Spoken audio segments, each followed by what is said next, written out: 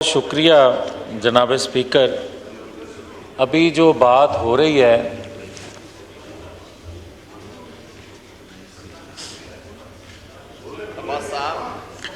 جی شکریہ. Order in the house.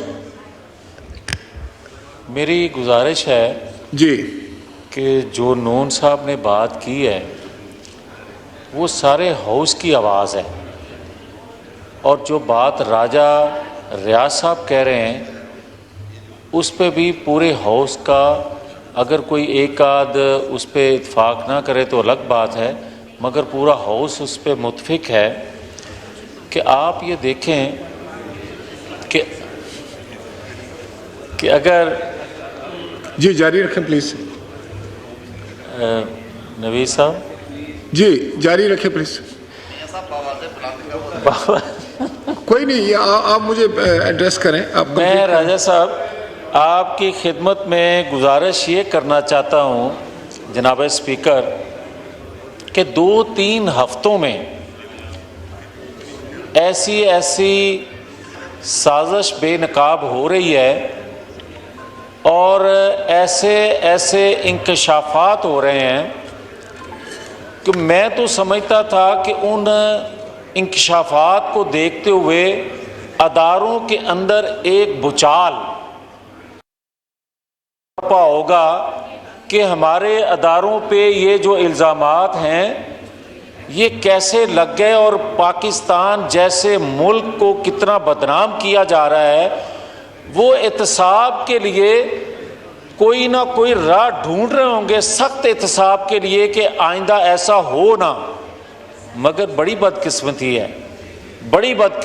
ہے کہ بڑی ڈھٹائی سے وہ چہرے جو شرم کے مارے جو ہے وہ لوگوں کو چہرہ نہ اپنا دکھا سکتے، وہ ڈھٹائی سے ٹکٹیں بھی تقسیم کر رہے ہیں اور سہولت کاری کا رول بھی ادا کر رہے ہیں. تو اس کے ہوتے ہوئے آج میں سن رہا تھا اس جماعت کے جنرل صاحب اس بل پہ جاوید لطیف صاحب میں وہی عرض کرنا اس بل پہ بات میں یہ عرض کرنا چاہتا ہوں کہ ان کے جنرل سیکرٹری جو ہیں وہ آج کہہ رہے تھے کہ وقت آ گیا ہے کہ جو الزامات لگا رہے ہیں عمران خان صاحب اور جو نوید صاحب ایک سیکنڈ اگر اجازت دیں سر، وہ کہہ رہے تھے کہ اگر آپ جو الزامات عمران خان لگا رہے ہیں آرمی چیف یا اداروں پہ، بہتر ہو کہ وقت آ گیا ہے وہ مل بیٹھیں، ایک دوسرے کی غلط فہمیاں دور کر دیں. تو پھر جناب کچے کے ڈاکو کا کیا گناہ ہے؟ کچے کے ڈاکو کو بھی آئی جی پولیس سے بیٹھنا چاہیے، کیونکہ ابھی تک وہاں جو آپریشن ہو رہا ہے پھر اس آپریشن کے نتیجے میں اگر مکمل نتیجہ نہیں نکل پایا اور اسی طرح زبان پارک میں پیٹرول بم پھینکنے سے، گلیل چلانے سے اس کو نہیں پکڑا جا سکا، تو پھر وہ بات درست کہہ رہا ہے کہ ایک آرمی چیف سے وہ بیٹھ جائے اور کچے کا ڈاکو آئی جی پنجاب سے بیٹھ جائے. مگر یہ مسئلے کا حل نہیں ہے. مسئلے کا حل یہ ہے کہ اگر order in the house please.